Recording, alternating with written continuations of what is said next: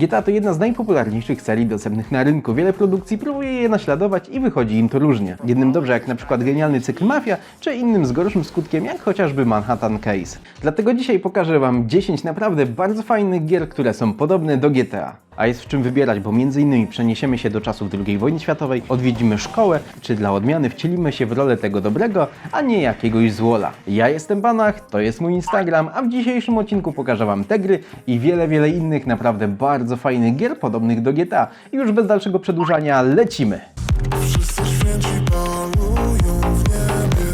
Złote sypie. Zaczniemy od dość mocno kontrowersyjnej gry wypuszczonej przez Rockstara, czyli właśnie tych od GTA, a mam tutaj na myśli Bully. Akcja gry przenosi nas do fikcyjnej amerykańskiej szkoły Bulwark Academy, która jest swoistego rodzaju połączeniem elitarnej placówki oświatowej z miejscem resocjalizacji dla młodocianych bandytów, czyli taka typowa amerykańska szkoła, jaką znamy z telewizji czy chociażby kina. W grze wcielamy się w 15-letniego chłopaka Jimmy'ego Hopkinsa, który w przeszłości był już wyrzucany nie z jednej szkoły. Naszym celem jest przetrwanie w nowej budzie oraz zyskanie popularności wśród uczniów, mierząc się przy tym z różnymi wyzwaniami. Poza wykonywaniem tradycyjnych misji, naszym zadaniem jest również chodzenie na zajęcia, gdzie każda pojedyncza lekcja to osobna minigierka. Szkołę mamy za sobą, to teraz przyszła pora na Watch Dogs 2. Jest to druga odsłona serii gier spod szyldu Watch Dogs. Akcja gry osadzona jest w San Francisco, a my wcielamy się w postać Markusa należącego do lokalnej grupy hakerskiej o nazwie DedSec.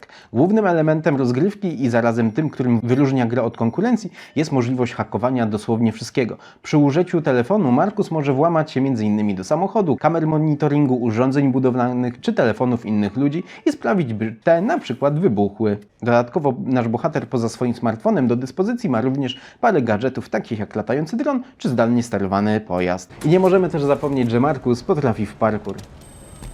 Dobra, przyszła pora na kolejną grę od Gwiazd Rocka, a mam tutaj na myśli naprawdę genialny Red Dead Redemption 2. Jest to trzecia odsłona cyklu Red Dead, w której przenosimy się na dziki zachód z 1899 roku, by jako prawdziwy cowboy stawić czoła wszystkim problemom, jakie spadają na gang, do którego należymy, a jest ich całkiem sporo, bo po nieudanym napadzie gang jest zmuszony uciekać przed stróżami prawa i łowcami nagród. W grze oczywiście znajdziemy różnorodny, ogromny, otwarty świat składający się ze skalistych terenów górskich, dolin, mokradeł, gęstych lasów czy dużego miasta, a przemierzamy go na jednym z kilkudziesięciu dostępnych koni. Na uwagę zasługuje to, że w grze poza głównymi misjami i tymi pobocznymi znajdziemy też masę zdarzeń losowych, dzięki którym świat gry sprawia wrażenie żywego. Wśród ludzi krąży opinia, że RDR 2 jest dość nudną grą. Tutaj się nie zgodzę. Ja uważam, że do fabuły tej gry trzeba dorosnąć, bo tutaj nie ma wielkich rozwałek i dynamicznej akcji, tylko jest naprawdę bardzo fajna, pociągnięta linia fabularna.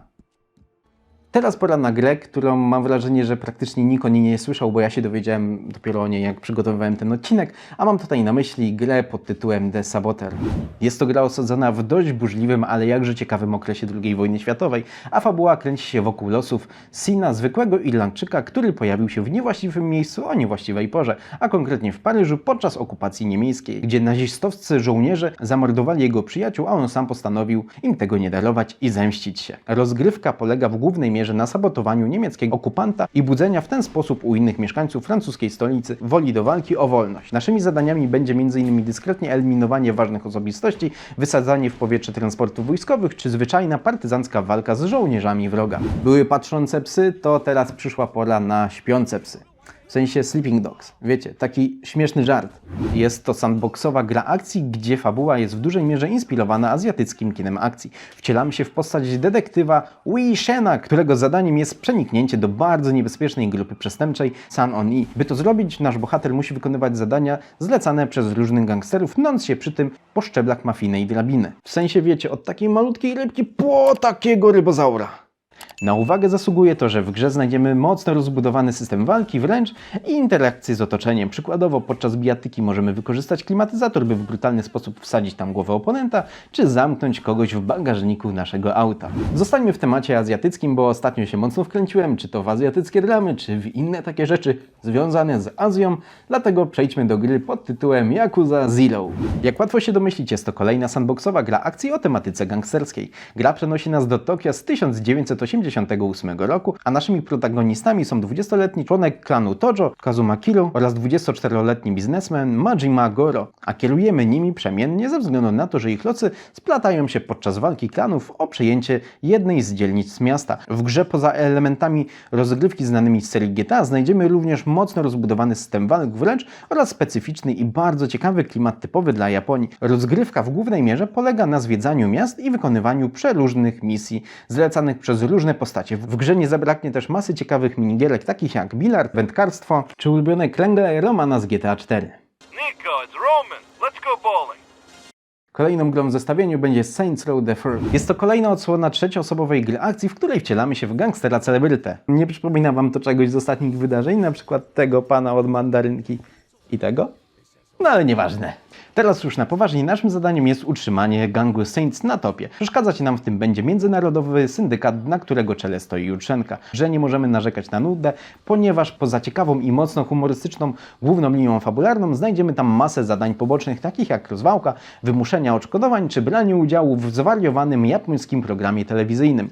Do naszej dyspozycji twórcy oddali masę broni, które dodatkowo możemy modyfikować. Całość gry jest okraszona naprawdę bardzo fajnym, często autoironicznym humorem. A teraz przyszła pora na polski akcent, czyli na grę, która niegdyś była bardzo zgliczowana, a mam tutaj na myśli Cyberpunk 2077. Akcja gry toczy się w 2077 roku w fikcyjnym mieście Night City położonym na północy kalifornijskiego wybrzeża, gdzie mamy do czynienia z dystopijnym retrofuturyzmem rodem prosto z lat 90. ubiegłego wieku. Na ulicach miasta królują gangi, a zdewastowanym światem rządzą brutalne megakorporacje.